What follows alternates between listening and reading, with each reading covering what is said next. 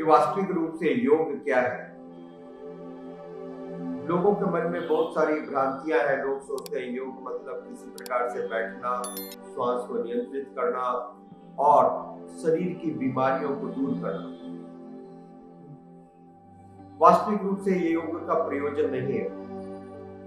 योग का प्रयोजन है मन को शुद्ध करके भगवान के साथ संबंध स्थापित करना।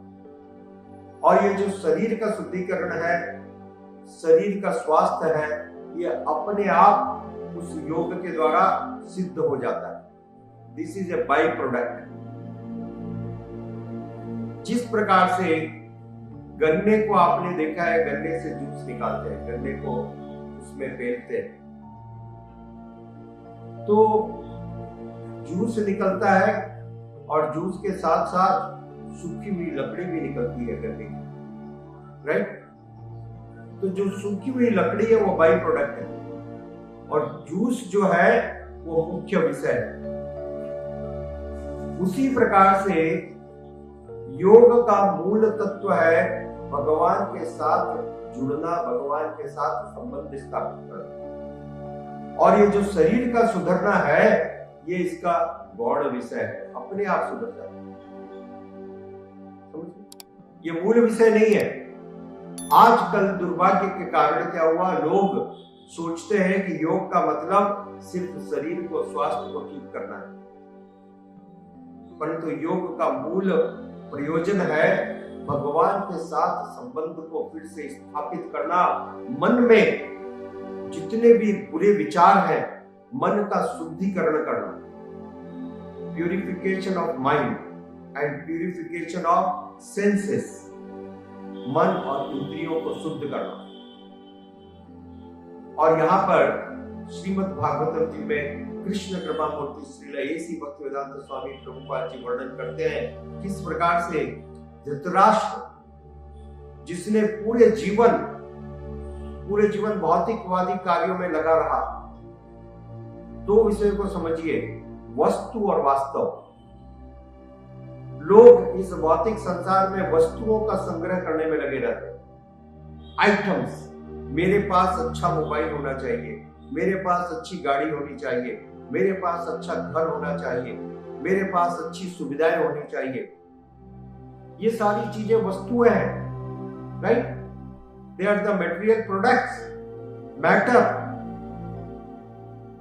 ये सारी चीजें वस्तुएं हैं, पदार्थ हैं, निर्जीव है। तो निर्जीव चीजों को जमा करने में, निर्जीव चीजों का संग्रह करने में पूरा जीवन का समय लगा रहे हैं, ठीक है।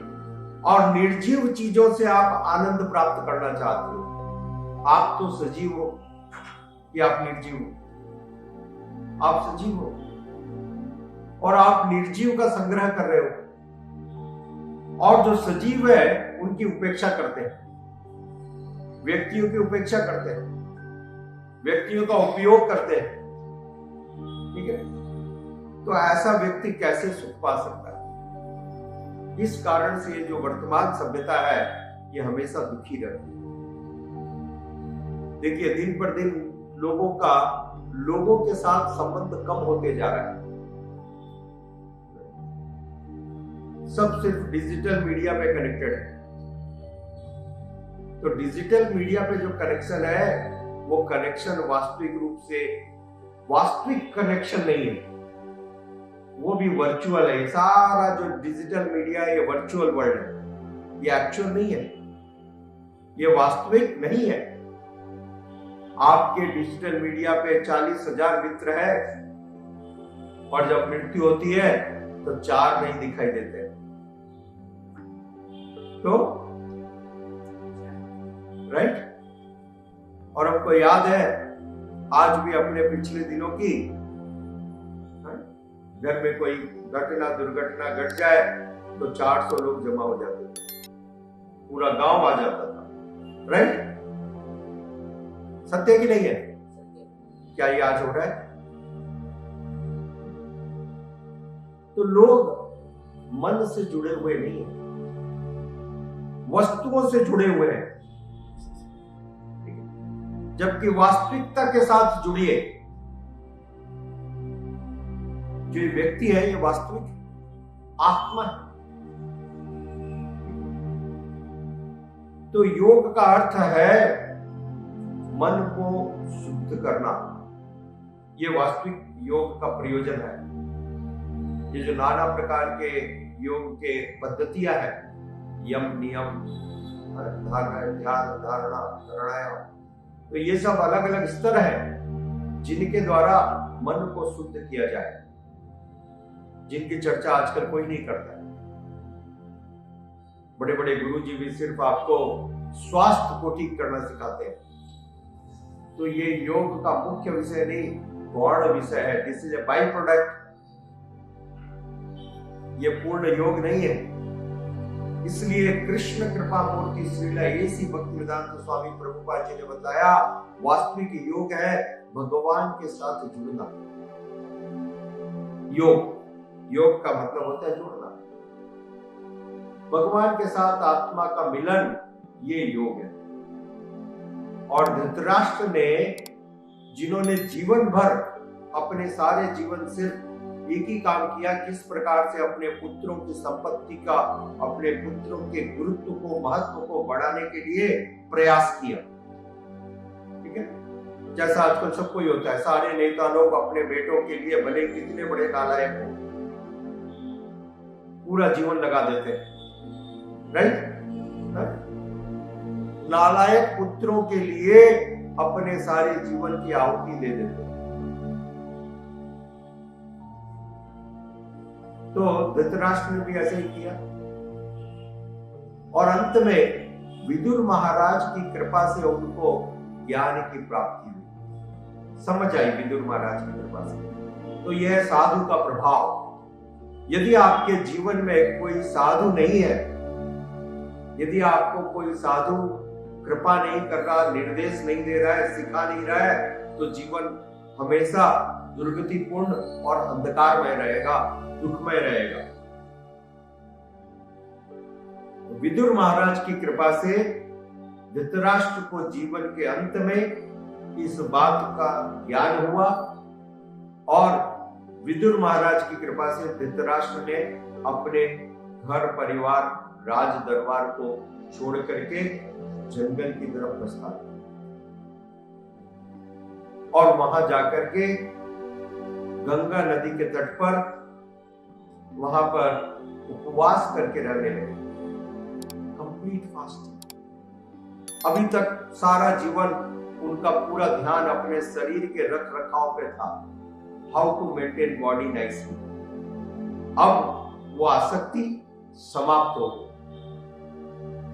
गंगा जल को पी करके रहने लगे, दिन में 3 बार स्नान करने लगे, और भगवान के ऊपर अपने मन और ध्यान को केंद्रित करने लगे। सोचिए, जिनके पूरे जीवन आसक्ति रही सिर्फ अपने दुष्ट पुत्र दुर्योधन की खुशी पर, किस प्रकार से उसके लिए ज्यादा से ज्यादा वस्तुओं का संकलन किया जाए, जो आजकल की भौतिकवादी मेंटेलिटी है।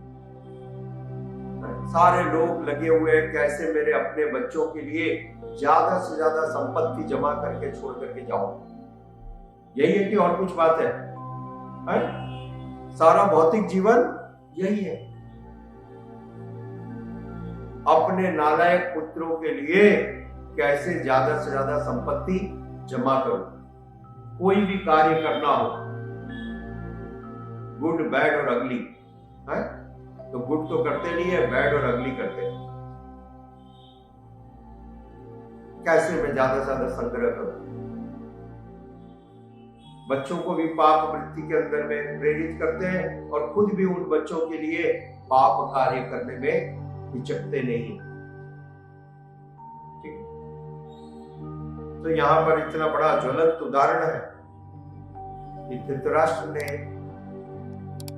जिसने सारे जीवन यही कार्य किया था, अब विदुर महाराज के उपदेशों को समझ करके, सुन करके उसकी वृत्ति बदली। तो ये साधु की कृपा है। इसलिए इतना आवश्यक है साधु संग। तब जाकर के उसको जीवन के अंत में भी ये ज्ञान हुआ और उसने इस आसक्ति को छोड़ा, गंगा जी के तट पर गया और उपवास करना प्रारंभ किया। यह है योग। ये जो कुछ मन में आए वो खाओ, जो कुछ मन में आए वो करो, सिर्फ शरीर को अच्छा करो, जिससे भोग करते रहो, तो ये योग नहीं है, भोग है। योग और भोग का विपरीत परिणाम है। जिस प्रकार से आग और जल, आग और पानी, क्या दोनों का एक परिणाम होगा? दोनों का विपरीत परिणाम, पूरी तरह से विपरीत परिणाम होगा। उसी प्रकार से योग का परिणाम एक होगा, भोग का परिणाम एक होगा। भोग से रोग उत्पन्न होंगे, शारीरिक रोग और मानसिक रोग। शरीर से ज्यादा मन के। शरीर को तो आप ये मेडिकल साइंस की दवाइयों से किसी प्रकार से ठीक कर लोगे, मन को कैसे करोगे? क्या इस भौतिक विज्ञान में, इस मेडिकल साइंस के पास ऐसी कोई दवा है जिससे आपके मन के बुरे विचारों को निकाल देंगे, रोक सके? नहीं। इसलिए वास्तविक योग की आवश्यकता है। वास्तविक योग है उपवास करना, शरीर को शुद्ध करना और मन को भगवान पर केंद्रित करना, जिससे कि मन का शुद्धिकरण हो। मन को इन वस्तुओं से दूर करना और वास्तविक चीज में लगाना। भगवान वास्तविक है। निताई चरण सत्य, श्री नरोत्तम दास ठाकुर जी ने कहा, क्या? निताई चरण सत्य, ताहर सेवक नित्य। भगवान के चरण कमल सच है, सत्य है, और जो भगवान के चरण कमलों की सेवा करते हैं वो सत्य है। इन दो के साथ संबंध है। और तीसरे संबंधों के बारे में, आसक्ति के बारे में मन को समझाइए। उस दुरासक्ति से धीरे धीरे दूर होइए, तब जाके जीवन सफल होगा। और ये वास्तविक योग है। अन्यथा योग के नाम पर आप कोई दूसरी प्रवृत्ति कर रहे हैं और उसका परिणाम भी दूसरा होगा। राइट? इसलिए समझने की बहुत बड़ी आवश्यकता है। कृष्ण कृपा मूर्ति श्रील ऐसी भक्तिवेदांत स्वामी प्रभुपाद जी ने स्पष्ट रूप से इन सारे संदेहों को यहाँ पर निरस्त किया, दूर किया और सत्य को समझाया। भगवान के दिव्य नामों का जप करना, हरे कृष्णा कृष्णा कृष्णा हरे हरे, हरे राम राम राम हरे हरे, और निरंतर भगवान की सेवा करना, ये सबसे बड़ा योग। इससे शरीर भी स्वस्थ होगा और मन और बुद्धि भी पवित्र होगी। ये योग है और इस योग का सबसे बड़ा दिव्य परिणाम हमको निश्चित रूप से प्राप्त होगा। हरे कृष्णा